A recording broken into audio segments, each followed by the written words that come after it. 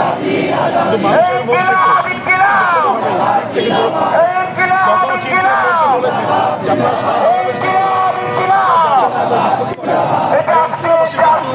এখানে নেমে গেছে রাস্তায়, তারা হচ্ছে শুরু করেছে, মিছিল করেছে।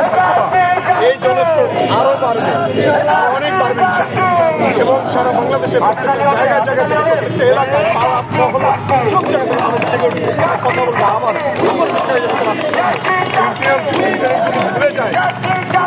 আর যারা হচ্ছে বিভিন্ন গোয়েন্দা সংস্থার লোক আছে, প্রশাসনের লোক আছে, তারা যদি মনে করে যে হাতির হত্যা আর বিচার করবে না, তারা হাতিকে ভুলে দিয়ে মানুষের কাছ থেকে তারা ভুল করছে, তারা বোকার স্বর্গে বসবাস করছে।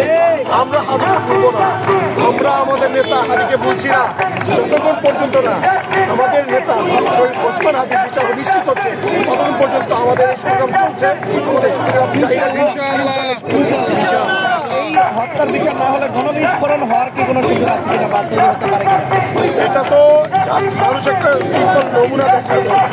গণবিস্ফোরণ হওয়ার সময় তো মানুষ এত সিম্পলি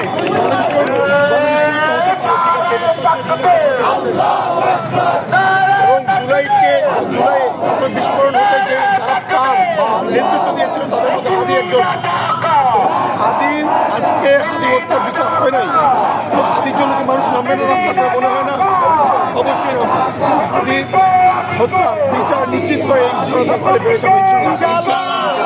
সরকারকে বা প্রশাসনকে কোনো মেসেজ দিতে চান কিনা? তাদেরকে একটা কথাই বলতে চাই, অবহেলা করার কোনো সুযোগ নাই। হাদি হত্যার বিচার করতে হবে, করতে হবে, করতে হবে।